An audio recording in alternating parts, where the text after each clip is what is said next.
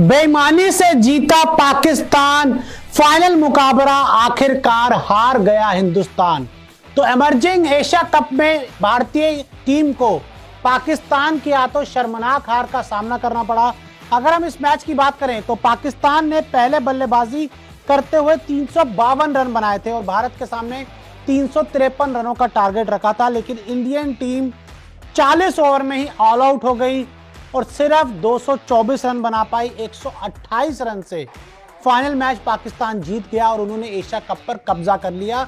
लेकिन यहां पर बहुत ज्यादा कंट्रोवर्शियल फैसले दिए गए भारतीय बल्लेबाजों के खिलाफ। सबसे पहले यहां बात करनी होगी साई सुदर्शन का जो डिसमिसल था।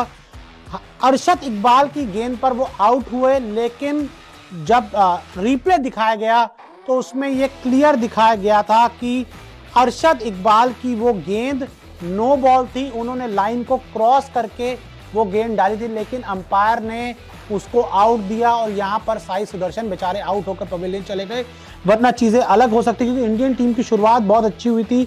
8.3 ओवर में आपने 64 रन बना लिए थे और वहां से इंडियन टीम थोड़ी सी परेशानी में आ गई। साथ ही एक और फैसला दिया गया निकिन जोस के खिलाफ। मोहम्मद वसीम जूनियर की गेंद पर ये कीपर के हाथों आउट हुए, लेकिन ये बताया गया, जो रिप्ले देखा गया और आप तस्वीरों में भी देख सकते हैं कि उसमें साफ पता लग रहा है कि बैट जो गेंद थी वो निकिन जोस के बल्ले से लगकर नहीं गई थी, वो उनके थाई पैड को टच करके पीछे कीपर के पास गई थी।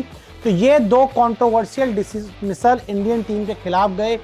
रिप्लेस में देखा गया कि कैसे ही दोनों भारतीय बल्लेबाज आउट नहीं थे, लेकिन अंपायर ने इनको आउट दिया। बड़ा ही खराब फैसला, बड़ी ही पुअर अंपायरिंग देखने को मिली। साथ ही ठीक है, ये तो अंपायरिंग की बात हुई। और अगर हम बात करें, अभिषेक शर्मा ने भारत की तरफ से 61 रन बनाए, यश डुल ने 39 रन बनाए। इनके अलावा कोई भी बल्लेबाज, साई सुदर्शन ने जरूर 29 रन बनाए। तो बहुत बड़ी पारी नहीं आपको देखने को मिली। जब आपको 353 बनाने होते हैं तो आपको बड़ी पारी चाहिए होती है।